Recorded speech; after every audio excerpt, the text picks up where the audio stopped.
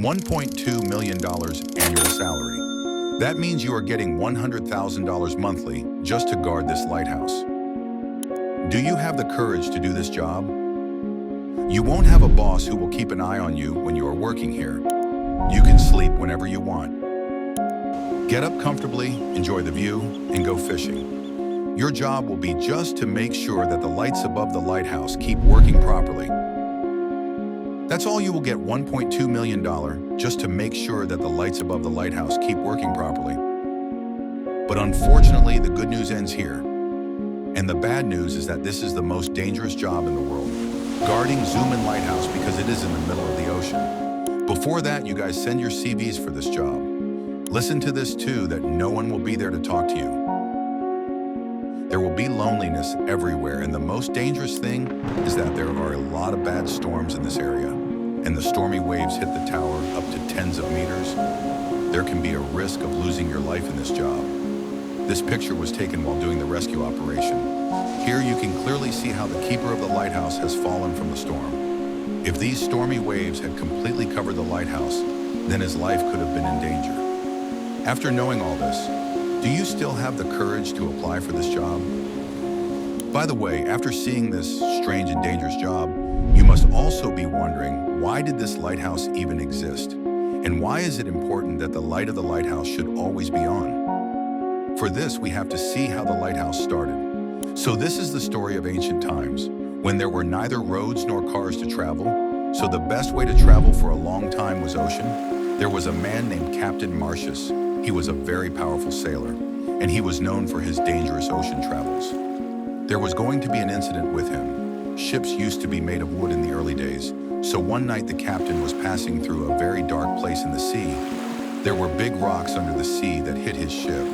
There was a hole in the ship, and it also turned upside down. They got a lot of damage and loss. After this incident, Captain Martius thought that there must be some solution to this problem, which could warn them of this kind of danger. Now this has become a problem.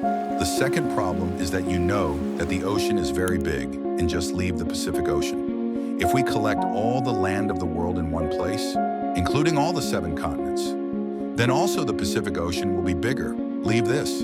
If we keep 5 moons in this area, then also the Pacific Ocean will be bigger. Now you must have got an idea that how big this ocean is. When sailors used to travel in this open ocean in ancient times, so they didn't know how far the next land is, and even where is its way. Navigation was the biggest problem of the world at that time.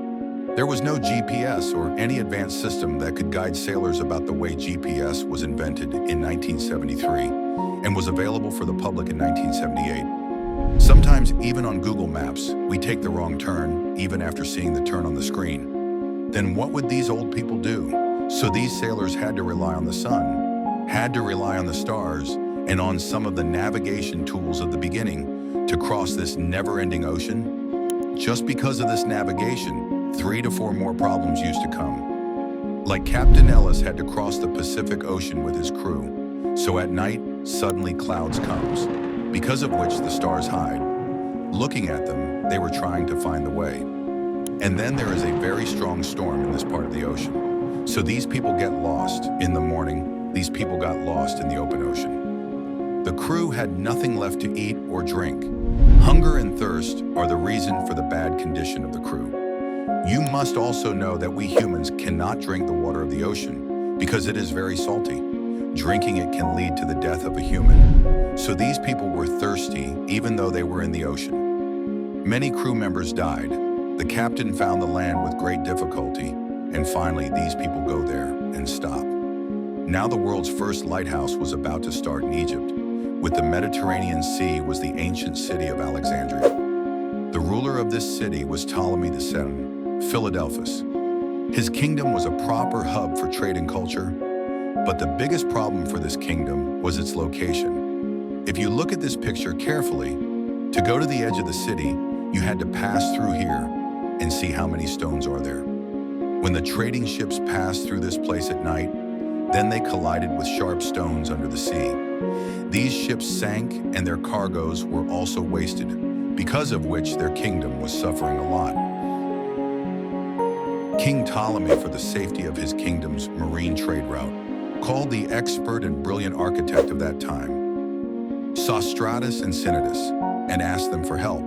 For its solution, both together made a very powerful plan to build a big lighthouse of light which will guide the ships towards safety and also warn them against the dangers under the waves of sea. Sostratus, with determination, starts working, but he did not know that the thing he was making was going to be one of the greatest engineering marvels of the ancient world. This lighthouse reached the shining heights. Its height was 384 feet, and it was made of white marble. A very big fire used to burn on this lighthouse, which used to get oil and wood supply all the time. This lighthouse was also considered one of the 7 ancient wonders of the world.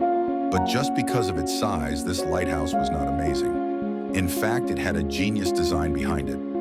Sostratus also made a system of mirrors and lenses to increase the light, with the help of which the ship could also see its light easily as soon as the news of building a lighthouse spreads.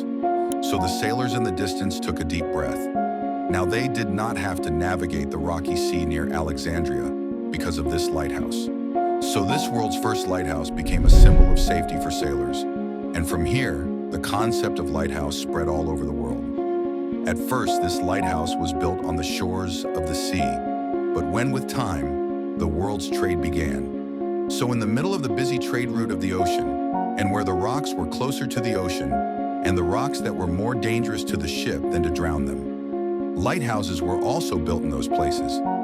This is why you will see these lighthouses in different locations in the middle of the ocean. In the starting, fire lit on these lighthouses, but it was not an ideal solution to use wood, oil, and coal every day. After that, candles, gas lamps, and oil lamps came, but the light of the fire was not so bright when electricity was produced and the invention of light bulbs. So these lighthouses also started shifting to electric bulbs because their light is more. But still, how do lighthouses reflect this light miles away? The answer to this is lenses. Until 1800s, these reflectors were placed behind the light source.